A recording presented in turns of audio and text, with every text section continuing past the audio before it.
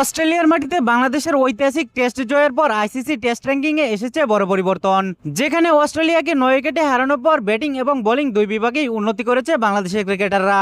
যে টেস্ট র্যাঙ্কিংয়ে সবচেয়ে বড় লাভ দিয়েছেন হাসান মাহমুদ। ডারউইন টেস্টে 2 ইনিংস মিলিয়ে 9 উইকেট নিয়ে হাসান মাহমুদ 26 ধাপ এগিয়েছেন।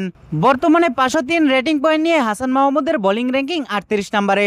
এছাড়া ব্যাটিং তালিকায় বড় লাভ দিয়েছেন তানজিদ হাসান তামিম। অস্ট্রেলিয়ার বিপক্ষে 101 রানের ইনিংস খেলে এই ওপেনার এগিয়েছেন 84 ধাপ এবং মাত্র 2 টেস্টের ক্যারিয়ারে তিনি উঠে এসেছেন ব্যাটারদের র্যাঙ্কিংয়ে 88 নম্বরে। অন্যদিকে অধিনায়ক নাজমুল হাসান শান্ত প্রথমবারের মতো জায়গা করে নিয়েছেন ব্যাটিং র্যাঙ্কিংয়ে শীর্ষ 20-এ। ডারউইনের প্রথম ইনিংসে 84 রান করে শান্ত 9 ধাপ এগিয়ে বর্তমানে আছেন 20 নম্বরে এবং 659 রেটিং পয়েন্ট নিয়ে এটি শান্তর ক্যারিয়ারের সেরা অবস্থান। এছাড়া মেহেদী হাসান মিরাজও র্যাঙ্কিংয়ে উন্নতি করেছেন। ওয়াজিদের বিপক্ষে ব্যাট হাতে 65 রানের গুরুত্বপূর্ণ ইনিংস খেলার পাশাপাশি দ্বিতীয় ইনিংসে 5 উইকেট শিকার করেছেন মিরাজ, যার ফলে বোলারদের র্যাঙ্কিংয়ে 3 ধাপ এগিয়ে উঠে আসলেন 24 নম্বরে। অবশ্য অলরাউন্ডারদের তালিকায় মিরাজের অবস্থান অপরিবর্তিতই রয়েছে, তবে রেটিং বেড়ে দাঁড়িয়েছে 320 পয়েন্টে।